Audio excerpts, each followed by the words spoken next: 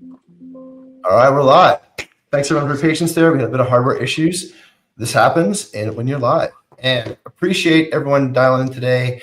Really excited for a call with Dan from Centricity. We had a really cool pre-call in terms of what Dan's seeking to solve for, especially in student housing. And basically the thinking that's come together to create the company that you're president of. This is outstanding. Very cool. So as we always kick off the show, everybody, Getting to Hell Yes is a conversation about seeking buyers and in their position of change when they're looking to change. And the challenge that we often have is that we may hunch that they think that they should be changing, but they're not looking for change. And so, what kind of signals can we lean in on that will help us shorten the conversation so that we're helping people achieve their goals? Because a hell yes buyer is someone that's not being persuaded. They're seeking to solve something. And so we'll talk a bunch about that. And as always, this is brought to you by IRCX. We are AI remote telemaintenance software for property management. So you can help know before you go, cut windshield time, cut the work effort that's required to begin to solve these resident issues and ultimately make life a whole lot easier for your residents, your team members, and drive a higher NOI and your owners. So with that little pitch, as we always start out, Dan, we kick off a little bit around yourself, how you got in this role, which is especially an interesting conversation given Centricity's, how it was born, and then ultimately, what's the problem Centricity's out there solving, and we'll take it from there.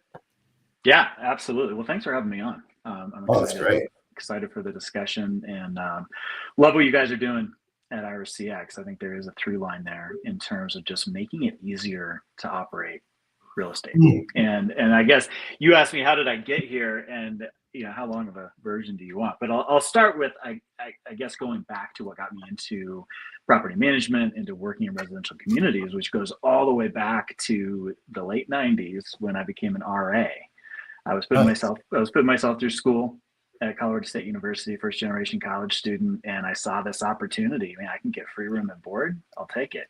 And little did I know that would launch a whole new direction in my life. And there's a couple through lines, and I'll skip through a couple decades here. But I think what happened then is I realized how much of an impact we make when we're working in people's homes, residential environments. I got to see the power of community, of helping, in this case, in student communities, helping them succeed. And then that led into, I guess, the other through line that started then, which is a real entrepreneurial bent. I love finding ways to solve problems. I created a website. It was the 90s, so I created a website for RAs that just took off. It became the leading resource for on-campus student housing. That led to starting a consulting company, doing a lot of work in on and off-campus student housing. And in 2003, I jumped ship after having gotten my master's degree in education and decided I wanted to work in the privatized sector in student housing. So I joined Campus Advantage, brand new company at the time, in 2003. And then over the subsequent 20 years, worked in a lot of different areas of operations, culminating with people ops. So I was the chief people officer at Campus Advantage. And during that time, one of the things that I recognized was, that passion that I have for building my communities, for the experience that we ultimately create, the impact that has, that none of that can happen without a lot of foundational elements. And so really continuing this theme of saying, let's create success. For most of my career, it was for our residents, our investors, and now we're helping other companies do the same thing. And so it's been quite a journey. It's pretty exciting to be here and to be, seeing some of that same theme come through with what has got me here, but doing it in a way that I think is hopefully going to really change the game in real estate. Well, and given your entrepreneurial background and then your time in the corporate side of things, what a great fit for your role, right? Yeah, it's neat to see how things line up. So tell us about Centricity. So I think it'd probably be fair to have a fair introduction to how it was born, and then ultimately, what's the problem that you guys are solving right now for your founders, and then ultimately for the market. Yeah, no, absolutely. It started with a conversation actually between two competitors, owner operators, saying, hey, is there a world where we could share some things? Is there a world where we could reduce margins and deliver services to multiple companies while remaining competitors and unique brands? And so we started exploring that and looking at all of the different foundational elements of a good property management operator. I mentioned before I was in the HR seat. And so you look at people operations, so rife with complexity and compliance. And if you're multi-state, it's always changing. And in most cases, a lot smaller companies are probably wearing a lot of hats to provide that, maybe struggling to provide competitive benefits at good prices. They're struggling to attract the right candidates because they don't have those benefits, the things that are really going to put them on a level playing field with some of the bigger operators. Similarly, we started exploring other elements that are real pain points. Property accounting is a massive one. And over 20 plus years, we had developed a system that is scalable, high enough quality to exceed the expectations of institutional clients, and is able to be delivered with value and consistently and scalably. And so we started with those two platforms, HR, accounting, and then started looking at others as pain points came up. So now we're able to provide those two: IT, system support, property insurance, captive for those ancillary revenue opportunities. And really it is a unique concept. And the name obviously is a nod to centralization, but we're a little different in that we're more, the term that I've landed on is that we're a centralized outsourcing solution. BPO. The BPO. But we're centralizing it, right? So we can say, hey, you could go to your offshore provider and figure out your accounting situation, have a PEO set up over here, and have an insurance broker over here, and figure out what companies you want to work with for your ancillary revenue, or bring it all together with a company that actually understands what you do and what you've got into real estate to do, and let us handle the rest. Let us be your backstage crew. You're in the spotlight. You manage your production. We help make it happen. And so that was the premise. And as we have gone through over the last, I guess we are at 17 months, we've seen proof of concept in so many different ways as we're aggregating size, bringing that value, bringing the scale, and just really taking away a lot of the headaches.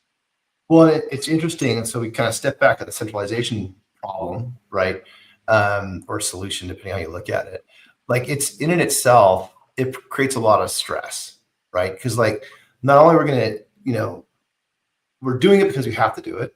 Either we have no people or we got to solve or save money on the NOI side. It's usually one of those two things that's the primary burning platform. The secondary part of it is now I got to figure out how to do something like that is almost philosophically different than what I've been doing, have been running my business before. And when you got to change things at the philosophical level, it can cause a lot of heartburn. And that's figuring out, okay, who do I have to hire? How do I get, I think the biggest part when they talk about centralization is how do I get started? Because now I've got to I want to pilot it, the concept of centralization, and be it people ops, be it property accounting, be it whatever. But that requires a fixed capital expenditure to either hire, you don't really get the centralization gains if you're doing it for one property. You're just taking your PA and moving it off site, right? So that doesn't really work. So how do I start thinking about that at a scale side, or how can I taste it, use it, try it, versus how do I versus the status quo? And I was talking in our newsletter today, the status quo right now is becoming really difficult to agree with, because as leaders, you've got the power of choice. You've been empowered with the power of choice and leadership. So if you acknowledge that the current state is painful, burned out staff, is unsustainable, lower NOI, is hurting your ability to win clients, so compressing your sustainability of the organization, then what am I supposed to do? So you continue to do things that you've already done in the past, hire more people, or you have to figure out different ways of doing it. And what's novel about what you guys have talked about at Centricity is that I often will put it out there and say, okay, there's three ways of solving any problem in the world: hire more people, vend it out, or technology and process. And you guys are kind of blending together two of those alternatives into a best practice organization for things that are not your core business. Right. Like one thing that we always talk about in our internal company is like, what do you get your energy from? Where do you get your profit from? And then do you have to do to support all that? And if it's lower energy drag, or if it's not your core competency, we should figure out ways to automate that or outsource that. Otherwise, we're going to be kind of like holding ourselves back. And what we talked about earlier is that the emergence of centricity as a joint venture, which I think it would be incredible to have been a fly on the wall of those conversations, because who goes first, right? In that kind of conversation between two competitors, and then emerges the solution that you're leading now. And you said it's 18 months. You've got your core customers, your core founder groups, but now you're going to market and offering that to other people. And so like in the past 18 months, what was that day zero like? Big. On day zero, we went we doubled essentially in size in terms of what we were providing from an HR services standpoint, from an accounting standpoint. Now, we had a lot of planning that went into it and a lot of building that got us to that point. But it was a big day. It was a big day for sure, March 1st, 2024. And it was exciting because we had a lot of early wins with just our parent companies, where we were seeing massive savings, 25% savings on health insurance, 30% savings on accounting, added revenues. But now we're serving 7 different companies, and we have been able to see needs met in different ways. So for some people, their pain point is margin, right? And we're able to come in that case and solve for that problem. But in other cases, it's scale and saying we really need to be able to scale well, or we want to build something. And we've got a client now who had in a previous life built a big operating company and now is starting again. And he said, I don't want to do all that from scratch again. Let me bring you guys in. I don't need to build an HR team. I don't want a property accounting team. I don't have the capacity to build a captive program right now for damage waiver to get that ancillary revenue. Can you guys do it for me? And that's where we can say yes, and then they say hell yes. That's awesome. And so right now, like, given that the concept of BPO, business process outsourcing, for everyone who doesn't know if I'm dripping acronyms here, like, may not be totally native to property management, but this has been going on for like 50, 60, 70 years. Yeah. There's public companies that do this stuff exclusively. Why do you think that the concept of business process outsourcing has been is relatively new in property management? Property management is complicated. Okay. Not that other businesses aren't, but we think about, I'll use HR just as an example, but we can dip into any of our service areas. There are nuances that we know how to manage that a national firm or an outsourced firm that isn't a specialist in property operations, in property management, in acquisitions, isn't going to understand, whether we're talking about how financials are done and what your investors need to see, or, student housing is a great example right now. And good luck to all my student housing people out there in the middle of, at the tail end of turn. You're about to hit move in here on Friday for a lot of us. We understand all of that goes into the temp labor that needs to go into turn preparation, the issues related to sort of the ebb and flow of position openings. You have a lot of folks who, and hopefully this isn't anyone listening here, but your employees were hanging on until turn and they may be looking for a new opportunity there. So we can help strategize on those things rather than just saying, all right, we will check a box for you. We have done your books. We're processing your payroll. There's a much deeper and more valuable perspective that we bring. And so that's where we see ourselves as being different than sort of a myriad of, because you could Frankenstein it together, right? There's a lot of good PEOs out there. There are a lot of good accounting firms out there. There's great insurance brokers out there. We have no shortage of ancillary revenue programs that property managers are putting in place. But we can say, hey, let's pick this part of the centricity menu. Let's pick this part and solve for whatever those goals that you are. Those goals you have are the pain points that you're facing. Well, I think what's interesting about like the concept of you touched on something there about the specialization, right? And centralization is all about revealing specialization and the functions that it takes to run a property, a portfolio, et cetera. And, it really is a generalist business right now at the individual property level because of the complications that relate to ownership and third-party manager relationships, business relationships, and how that's all set up. But like, when you take a look at this specialist role that you're going to start like tuning, I mean, these companies don't necessarily, it's always been, Jack, the property accountant or property admin that's done all this stuff before. And, Jack's running off his heels. They're also doing leasing work. And maybe he's also supporting, Susan in leasing, and he's supporting Murray in the maintenance side of things. He's running around like a catch-all. And they don't feel like they're moving forward, but they're kind of not, they're so imperative to the organization running. And you guys are taking that, saying, hey, we know how to do this. This is what we do all the time. Oh, and by the way, Jack turned over 50% that year over year. And so you have no consistency in those core functions, which is what you need to run that business. So when you're looking for people that you want to sell to, so you guys have grown from 2 to 7, or you can two initial parents, right? Correct. Yeah. And then move to 7 customers now. When you're finding people and you're introducing this concept to them, what's their first reaction? Great question. It depends on the person, right? Because a lot of times, I think the general reaction that we get is, "Oh, interesting. Why wasn't this there before?" I mean, that comes across a lot, because once people realize we have this menu of different services, and by bringing them together, we're leveling the playing field in property management. I think we see a lot of relief, whether it's somebody who has grown fast and all of a sudden the cracks are showing because of these foundational elements that they tried to build together, or they want to build something and they realize they don't have to, and they can focus in on their expertise. So I think it's a sort of a combination of surprise, in some cases relief that this is out there. So when you guys are looking at your market, what's your typical size of a portfolio that you want to target that would have enough people in it that it starts making sense to make this kind of change? Well, that's the beauty of it. We have one client right now with one property, and he has a big pipeline, and we're the perfect solution to get him started. But we also, because of the scale that we've got, we can accommodate just about any size of client because of what we've been able to build. And that's the beauty of it. It is scalable.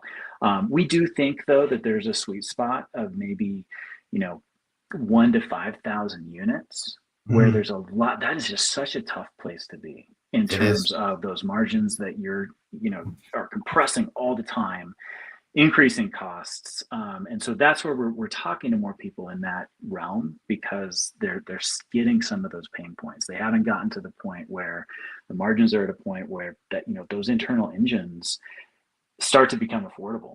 And, and even in those cases, we're talking to big players who they built the engine, but it's becoming unmanageable. And they understand you've got a maxed out property accountant and they leave. And then you've got this 2-month time of getting a new person in, training them, and they just want to get rid of that pain. So we're seeing a lot, but I think that's kind of where the sweet spot is. Well, that's an interesting point, right? Is that given the turnover of the industry, it's been very difficult to hit consistency in these core, back office operations. And so and there's also, I think we all can put our hand up and say, yeah, and the policies and the processes are not well documented, and so because of all of that, it's really lumpy.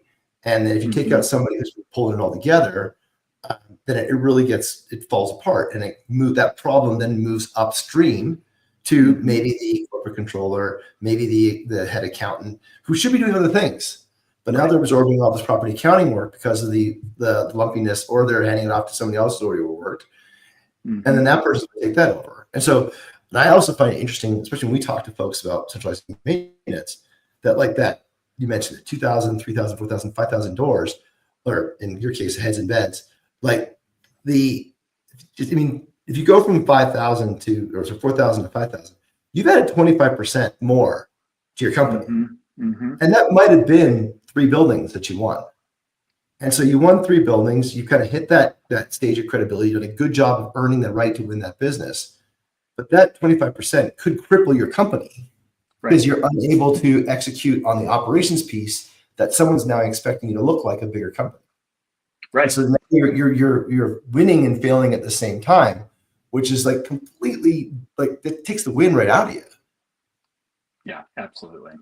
Yeah, because you're putting so much into this part of it. I liked what you said earlier in terms of resistance. What did you get into this to do? What is dragging you down? And when you can offload those parts of it and just focus on your key priorities, it's a game changer. So when they're looking to solve this problem, one of the things that we like to talk about is like the customer's able to articulate what they're seeking to solve for. Given that, like, how are they articulating this problem? Like, if they were to come to you cold, what are they saying I'm trying to solve? Again, depends on the client. So we have clients who really are coming in. I've already mentioned margin. So cost savings is a big one because they don't necessarily, at our size, we're able to bring those same benefits because we're now representing over 100 properties. We now have over 800 humans that we're bringing to market for health insurance rates. We now have, instead of looking at your portfolio TIV in the hundreds of millions, you're now attached to, insurance buying power in the billions. And so they are achieving, that bottom line and obviously, increasing those margins. But for others, it may be that they're investing in a platform that's going to help them to scale and grow. So we're kind of seeing both areas. There's an inflection point of either pain where, hey, we've grown, this stuff is not working, or it is we're about to build and we want to focus on those results, not this engine that we have to build to do it. So they want to go faster. And for those that are listening, I think that, history has shown that you can do this at any level. Like, you've got Hemlane and Propera that are doing a lot of this work right now for property managers at the 1 to 10 unit level. And then my prior career, you've got like British Petroleum outsourcing all their accounting and finance. Like, this is something that can be totally done at any level of scale because there's trust inside the operations and how they're being run, and they realize it's not their core business. And so, like, you take a look at where you get the most results from in terms of your efforts during your day, there is an attraction to getting rid of these things that are holding us back. And then that becomes what your core competency is running and standardizing these systems. Because, like, everybody I talk to, standardization is something that's really lacking in this industry because it's been such a generalist role. And so if we can't standardize, you can't specialize, you can't automate. And for your business, you're going to be able to do all of those things because you're focusing on vertical solutions for the different functions. It's pretty exciting. And so when you go and talk to people out in the market and try to find the hell yes people, how do they describe, like I asked earlier, like what they're trying to solve, like when they're like really digging into the pain about what they're trying to solve, like how are they articulating it to you? Like, how are they saying, like what's prompting them to change? Is it that people have left their jobs? Is it that they missed a deal? Is it that they're working Sunday? Like, how are they articulating their pain that they need to solve? Like, what's the breaking point for them? Yeah, and I mentioned that sometimes it is that pain point that is bringing them to us, and sometimes it's the challenge of here's where we want to grow. We're starting. Yeah. And how do we do this thing? Do we bring in one of the big property management companies, or can we do this ourselves? If we don't have to build an accounting platform, we don't have to build an HR platform. Let's take on this portfolio.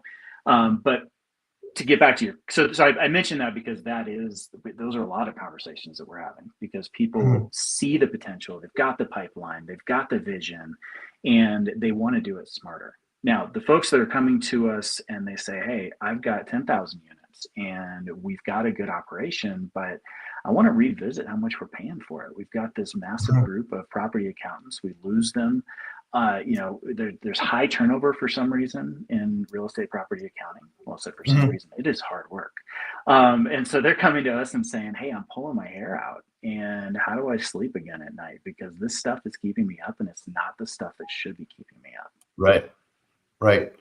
And I would imagine that for them, they often have a compliance risk that they're probably not even aware of with respect to those kind of operations. Mm-hmm. And maybe ultimately the treatment of their residents, because it's just there's other compliance beyond the deposit management or the move out process. Like there's just other compliance items that exist from a from a license to operate perspective that you guys can become experts in as well, right? Oh, absolutely. We joke internally whenever I talk to my team and I'm like, all right, we got a new client coming in, or we're talking to somebody, my HR director, like, what states are they operating in? Because Right. she knows, right? Oh, if it's California, or if it, there's a growing list where it Yeah. becomes Washington, complex. Oregon, Colorado. You know the drill, Illinois. And so they don't want to have to worry about that, right? And then you get into compliance issues on the accounting and finance side, on the risk management side, and yeah, we are taking a lot of that on. And I mentioned pulling your hair out of trying to come up with a good joke. I've already done that for you, but it really is true. It is human resources, accounting, managing investor expectations, institutional. There's a lot of institutional money in this industry, and there's an expectation that you're reporting on it well, and it is showing the great work that you're doing as an operator. Mm-hmm. And so we were able to take that on, and like I keep saying, but I get excited about, we get to help you achieve your vision. And I think for me, and I'll go off on a little tangent here, but you asked at the beginning what got me into this, and I really am so passionate about the impact that we make, and I believe in a dual bottom line. When business is doing well and you're doing good, there's power there. And so I think now I get excited about the fact that I've got a client over here who has this amazing investment strategy and is making such an impact on that level, and has this vision of the impact that he's making with his teams and with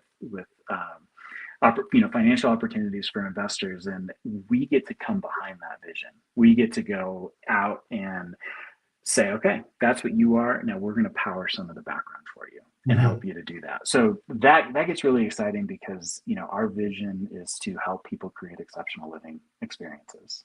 Right. And we aren't doing it in flashy ways, but we know that it's enabling some much bigger things to happen. And it's all the grunt work, right? Mm-hmm. Mm-hmm. It's all the grunt work that's not part of your core business. Yeah. And so if it's acquiring and managing properties, or if it's acquiring and managing customers, clients, then there's core business to that is complicated and difficult. And and especially with the compliance, the legalese, everything right now, it's a fine line to navigate and stay out of the news, right? When they're like, how can you tell that they're suffering? And I mean this in terms of like firmographic wise. Like if you were to go look at a list of companies that you want to go for in that 1 to 5,000 or 1 to 10,000 area for size, how do you know that this is a good company for us? I can tell by looking at this company externally that they're feeling pain.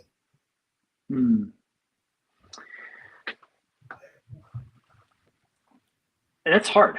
I think there are some things that we can look at just knowing in general. Hey, at a certain size, we know what you need. And that's sort of where we've identified somewhat of our sweet spot based on that experience, depending on the vertical, whether we're talking about student or multifamily or senior. There's some math involved. We know what it's costing. We know that we can do it better and at a greater value. I think where we see opportunity, I'm going to shift your question a little bit from pain, is where there's growth happening, right? A big growth event, or you're at the beginning of that growth journey. We see a lot of times where people are hiring new team members, and they're bringing in that perspective of saying, okay, I'm coming in here with a mandate to make an impact, to increase the success of the company. And they're looking at it through that fresh lens. Because like you said before, we haven't done this a lot in this industry. There's been a very traditional generalist approach, and we're slowly getting better. We're introducing, what you guys are doing at IRCX, right, is like revolutionary. you're changing the way that people have been doing maintenance since the beginning of this industry, right? Yeah. And so I think it is just looking for those inflection points, those moments in a company's growth cycle where they recognize that there's a different way to do it. And I think the other piece that comes to mind there is there is a lot of consolidation. There's a lot of big companies out there now, and that gets hard to compete with. It's hard to compete for talent. It's hard to achieve those same efficiencies. And by aggregating that together with Centricity, we are achieving that same thing and leveling that playing field. We're seeing the similar thing in that, like, we're looking for people that are hiring, because hiring is a lot of work. And I'm finding that's it's a fair representation of this problem they're seeking to solve. So as an example, I want to grow from 4,000 to 5,000 units. I'm going to grow by 25% this year. I need to hire 25% more people to do it in the conventional approach to solving, to delivering this business, because it is a people business. And so, like, that part of it is a lot of stress, because you may have won the work, or you're building the buildings, or you're acquiring the buildings, and then now you got to go find the people. And what I find really interesting is it normally talks a lot about, like, regional arbitrage, like talent arbitrage, where you could have nobody available in Florida, but a ton of people available in Nebraska. The people in Nebraska are qualified, or even more qualified, of the people that do the work in Florida, but we don't necessarily consider that as an option because we're so localized in terms of how we think of doing the business. In addition, there's some complexities around how we allocate expenses to the different ownership groups, but that's all can be figured out if we acknowledge the fact that the talent arbitrage is hurting everybody. Or sorry, the lack of talent arbitrage is hurting everybody. And so if I'm going to go and acquire, let's say I'm a regional in Denver, where you're from, and I pick up 2,400 units, 3,000 units. Now I've got to go hire 30 techs, maintenance techs, or PAs, or all those things. Now, where am I going to find those? Like, that's great, you won the work, but can you deliver? And if you can't deliver because you can't hire, because that's the market, you just bought someone else's problem. Which is why it was available to begin with. Right. So it's kind of, and so to doing it differently from a talent arbitrage or regional arbitrage allows you to not only close the gaps that are, hemorrhaging in many cases, but you're also able to do it at a more specialized, higher quality, and then at a lower price. Right. Yeah, absolutely. And then if you've got the ability to focus in on your operation, your team, your culture, then you get to keep those people. Yeah, precisely. Right.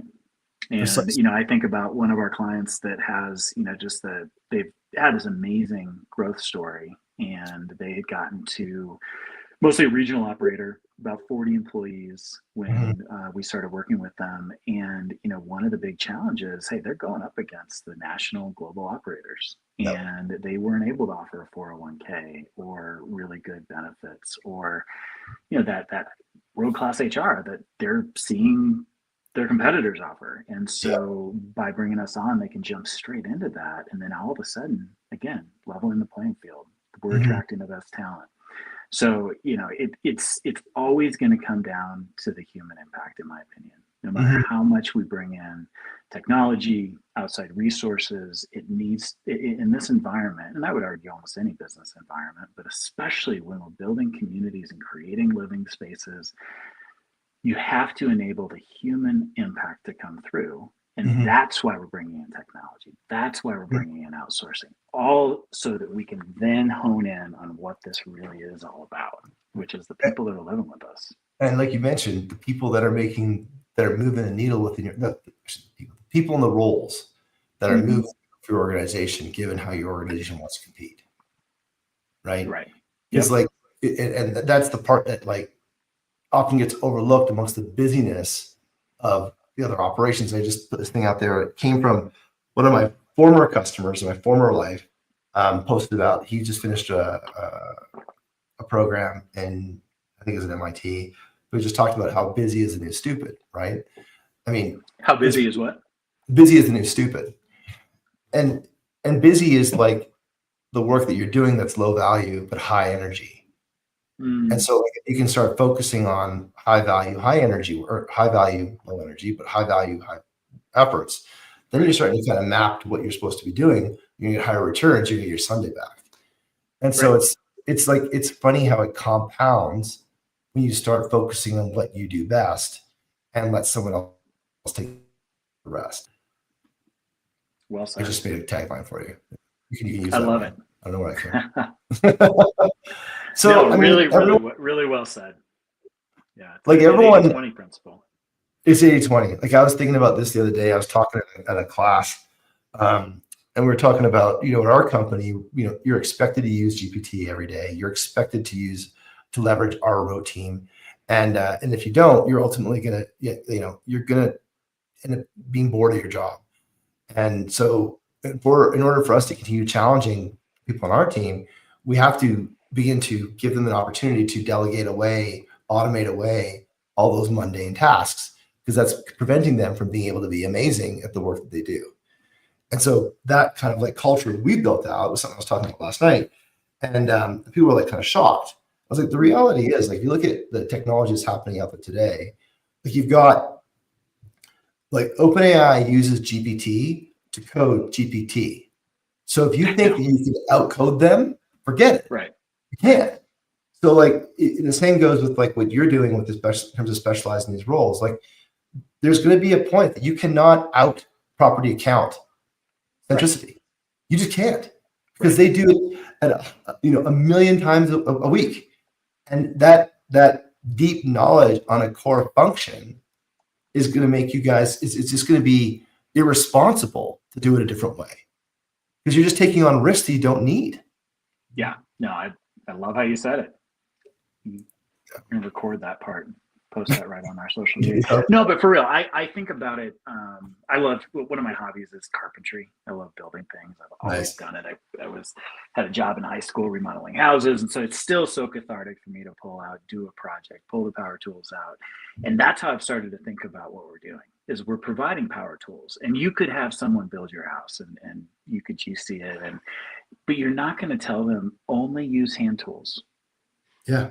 Only use a crosscut saw to frame my house. Well, maybe if you're Amish, and good for you. But most of us, we want to be able to build that house quickly and with efficiency, and that's what power tools bring. And so I think about that analogy sometimes with AI. Right, AI is now a power tool. I love your philosophy, and I've got the same, where you give your people their power tools. And for centricity, we can be a power tool. Right, you're going to move from saying, "Hey, the old way of hand tools isn't cutting it anymore," and so let's pick up the tools that we need to do the job. Mm-hmm. So now we have this conversation. We're in violent agreement. People say no. Right? They have objections. What kind of objections? I mean, while it sounds like a slam dunk, it's never a slam dunk. Everything that's common sense isn't necessarily common. Common sense isn't all that common. Why do people say no? What are they concerned about? What are they apprehensive about? Just little things like their people and their money. Yeah. Right? I mean, who's doing it, why you're doing it. Those two things. Well, no, but I mean, think about like what our two of our core services of human resources and property accounting. Those cut to the core of what you're delivering. Right? It is your people, as you've articulated really well. You've got to take care of them. You've got to find the best ones. You've got to retain them. You've got to treat them well. Got to know what to pay them. Got to protect them and protect yourself from the ones that make poor choices. So there's a whole lot of things going on there. Then your finances, right? Like we talk about the core purpose in terms of real estate, the impact that we're having, then the financial mandate that you have from your investors, your owners, to produce. And so these are these core elements of how we do it and what the outcomes are. And we're coming in on the outside saying, go ahead and trust us with those things. Mm-hmm. I would have an objection too. And so we have to show people that we understand how critical it is. We can't mess up. Your people need to get paid. You need to have those parts of your operation solid. And so I think that is the biggest question, of saying this is, it's a different way of doing things. And that's always hard. Change is hard. And that's where we implement a lot of change management theory in what we do. and we can talk through that. So it's change is an objection, and I think just really trust of saying, can we let this part go? And it's just shifting that mentality of saying, not only can you, this is actually safer, and it's more predictable, and it's Mhm. more stable, and it's going to get you where you want to go. So I feel like when we can overcome that, show why this just makes sense, but establish that trust. That's the objection. These are big parts of your business, and that's why this works. But it's also why it can be a tough decision initially until you really lay out all the factors. Like, do you ever get them to the point that they can't afford not to? Like, where they're like, the light bulb goes off and they go, I mean, I realize you've had a lot of cycles already, and there's deals that go out Mm-hmm. sideways across the pipe. But like, they're at a point there where like, that's a healthy kind of conversation to get a hell yes, right? Is that Right. it's not that you afford to do it, but when they realize they can't afford not to do it. Right. Like, that's the part that we're always kind of digging in on is like, look, I had this conversation, I've talked about this a couple of times at NAA around like, what's your priorities, NOI or closing work orders? And everyone's like, well, it's both.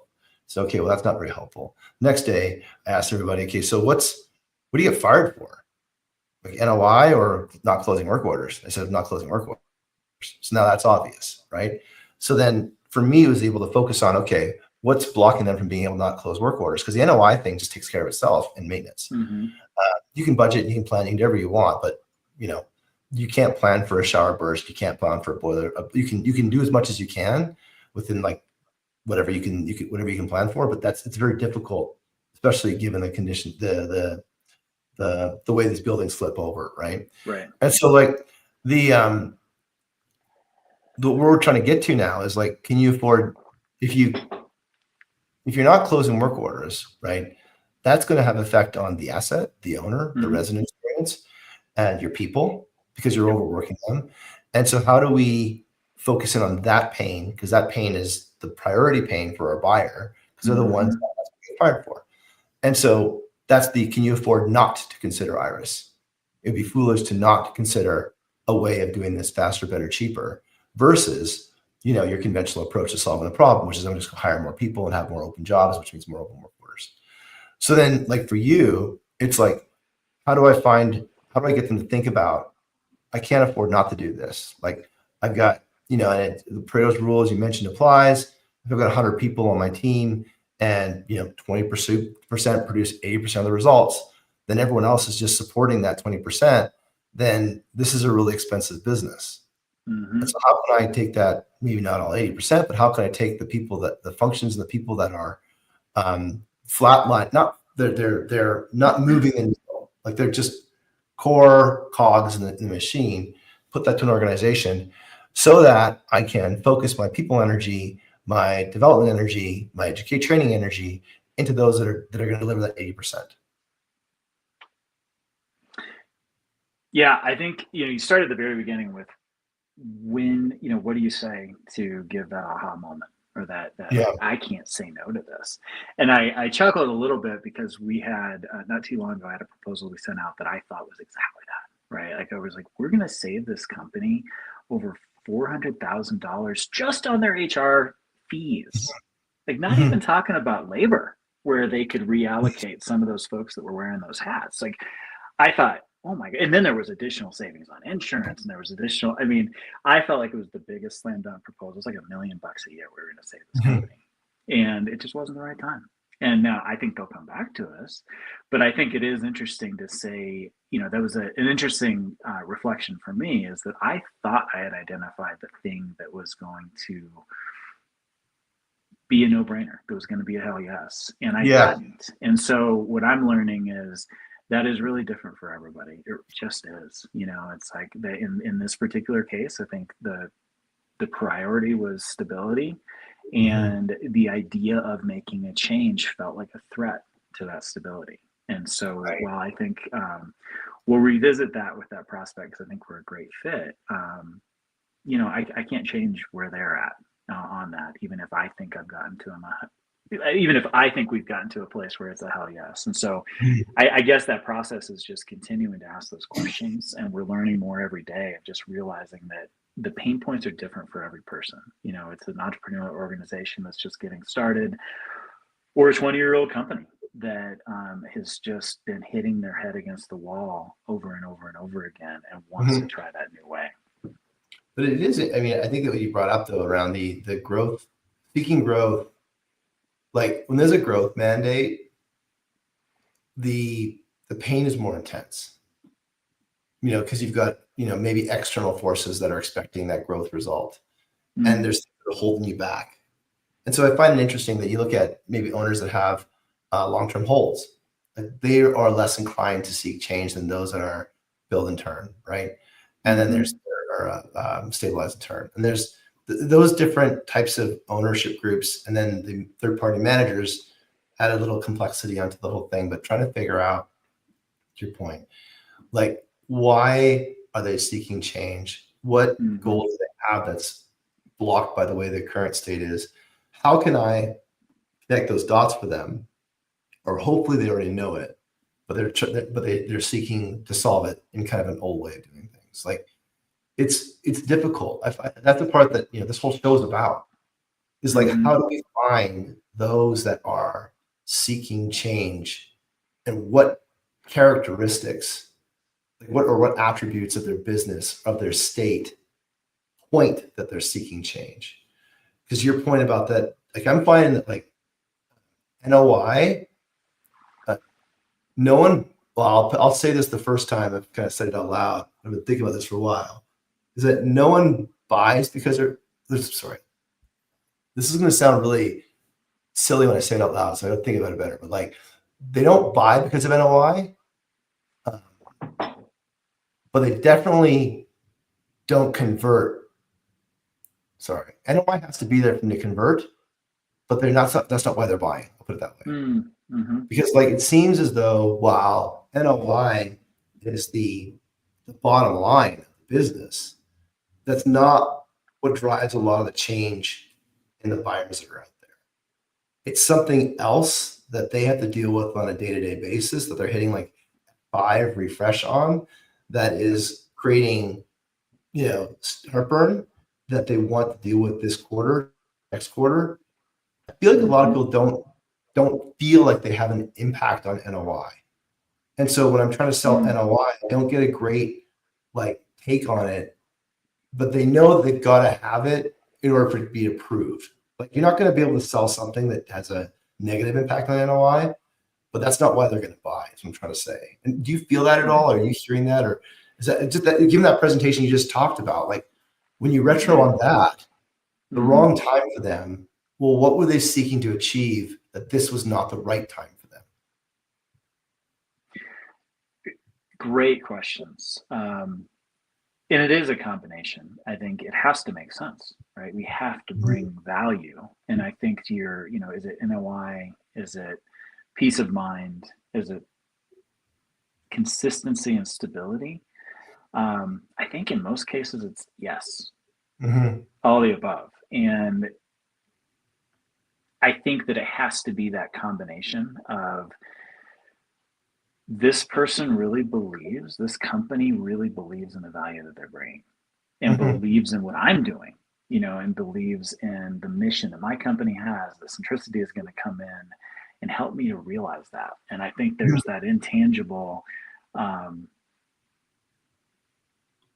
component of just knowing that somebody is coming in to partner and really not only believes in what they're bringing, which we do, and we're showing it, but believes in what you're doing and is excited to be a part of it. And like I said before, that's a piece that really excites me. And we spend time with our team talking through each one of our clients and what their story is, what their vision is, what their growth goals are, what their pain points have been. And I make sure every team member, from our accounting team to our HR team, support team, that they understand this, that these are not just numbers, these are visions, these are dreams, these are companies. And so I think when someone is looking to make a decision, I don't think it should just be NOI. because you can make numbers look really good, but do you have the Everybody can. passion and the heart and the commitment behind it to actually deliver? And so I think that's the challenge, is being able to engage in conversations, engage in relationships, and realize, especially for what we're doing, it's a long sales cycle sometimes. Mhm. Sometimes it's immediate, but sometimes it's long, because that trust has to be there, even if the numbers alone don't make it work. How did you find, this will lead to the next question here. How did you find that transition from people officer to like customer facing? Just had an issue here. Oh, I hear you.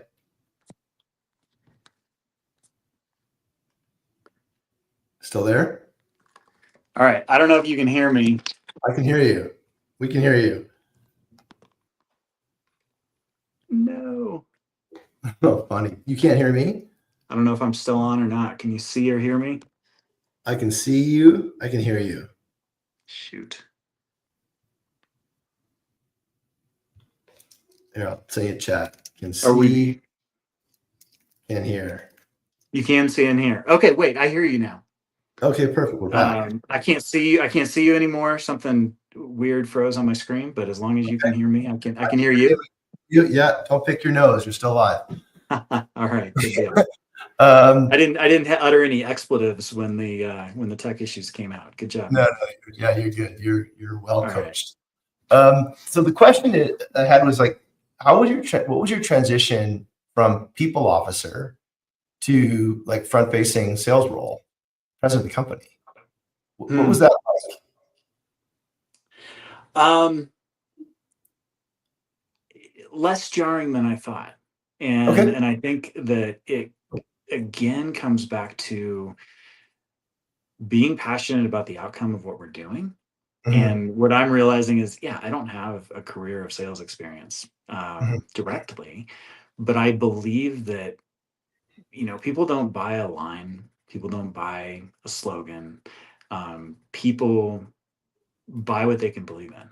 And so being able to come to the table with something that I do believe in was easy, because I know the impact that we were having in people operations. I know the pain points that that I experienced throughout my career in these other areas of what we're now providing. So to come in and just be able to talk about something that you're passionate about is the ideal position to be in when it comes Yep. to sales, especially coming from some, that's not been my world. Mhm. But I love what we're bringing. So Amazing. it's been good. Amazing.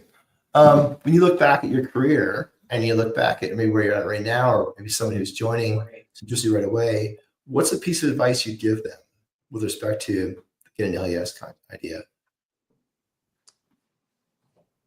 So general career advice, Sure. or related to that, hell yes. It could be related to hell yes, or yeah, like related to hell yes side thing. Like how to grow your business, how to achieve the goal of the vision of your passion that you're seeking to bring to the world, right? Like, what kind of advice would you give yourself? Oh, great question. I think pay attention to what gets you excited. Because that's where you're going to be the most effective. That's where you're going to have that 20% that yields 80% of the results. And so I would advise someone, especially early in their career, but really any of us, when you just have that moment where you say hell yes to whatever it is that you're doing, whatever it is that you're creating, and you just believe it, pay attention to that and follow that, because that's where not only are you going to be more fulfilled in what you do, but you're going to be more effective and more successful if you're using that to drive you. We had a conversation a few weeks back. Who it was? We talked about authenticity, right? Authenticity yourself, and it just takes less energy. Yep. Yeah. Right.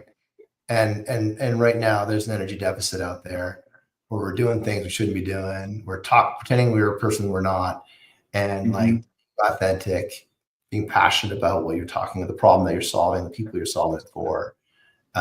It just takes less energy. It's so much easier to get out of bed and summon that, go get it, because like it's tough. It's a tough world out there. Why would you have that working against you? Yourself, like win yourself first. Yeah. Yeah. Awesome. Well said. Who Awesome. should we talk to next? Man, there,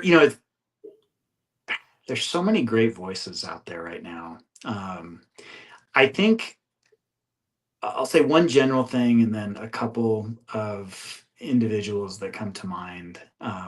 One of the general things, though, I find the people who are just starting and who may be earlier in their career, who are Mhm. bringing in those ideas. I had someone reach out to me the other day. I've got a call with on Friday to learn about a new thing that they're creating that came out of their RA experience, much like I did almost 30 years ago. Wow. And so I'm really excited to talk to them. And I'll share with you, I want to talk to him first before I tell you should interview him.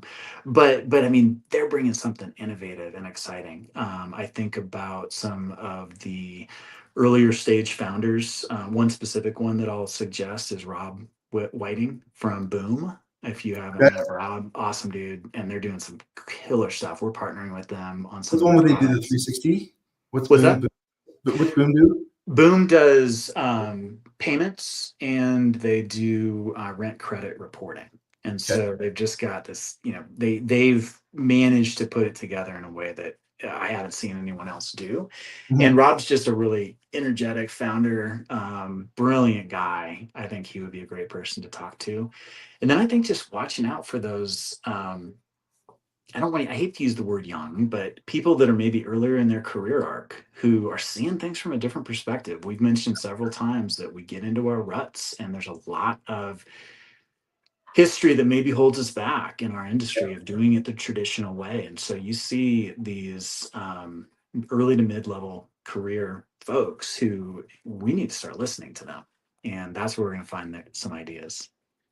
It is true that they get enough information to be dangerous around their experience, and they start thinking about innovations that they port over from the other experiences Mm-hmm. and start, not inventing, but like coming up with new alternatives to solving pre-existing problems. Like the convention about how it was always done starts to break down real quick when you bring in folks Mm-hmm. that have plenty of experience enough experience to challenge the convention.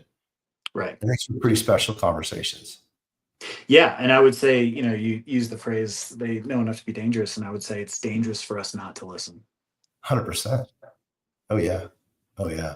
Wonderful. Well, thank you so much, Dan. I appreciate today. For everyone Thanks. listening, I really appreciate your comment on being passionate about what you do. I think that needs to be taken to the word, right, to the letter. That if you're not passionate what you do, you're faking yourself. It's going to take a lot of energy, Yeah. and you're going to find yourself ultimately, it's the juice that you need to keep yourself going, and especially in a sales role where you're designing a system for no's. And so, like, keep yourself going around that and be passionate about the problem you're solving and who you're solving it for. Because I do find, without even asking, I know the answer, that when I feel down, I talk to my customers and they just fill the tank up. Yep. They tell us Absolutely. exactly what we're doing. And it's to be close to your customers. They're going to help you get that power going because Yep. they're the ones that you're solving problems for, right? You're helping them achieve their goals. If you're listening on the LinkedIn Live, obviously, thank you very much for attending today. If you're catching LinkedIn Live on the recording, add in comments, Dan and I'll get, and if you have any comments or questions, Dan and I'll be able to get back to you. We'll get notifications or pings or whatever. So appreciate any comments there. If you're on the podcast on YouTube or on Apple, Spotify, or YouTube, hit subscribe and follow. That helps make it easier to find us. And again, closing it out, this is brought to you by IRCX. We are AI telemedia software for property management. We help you solve the trips and windshield problems and so close out work orders even faster. Thanks a lot, everybody, for listening. Thank you, Dan, for all your time today. Appreciate everyone. Thank you. Rest of your day. Great rest of your week. Take care. Thank you. And we're good. Awesome. We managed to, we got through the technical issues. All good, man. Good. Well, I still can't see you, but I can hear you. So that is awesome. Glad it worked. We shifted to the phone. No one knows otherwise. So it's good. I appreciate your time. This is very interesting. I mean, I think that I would like to show you Iris and what we do, give you some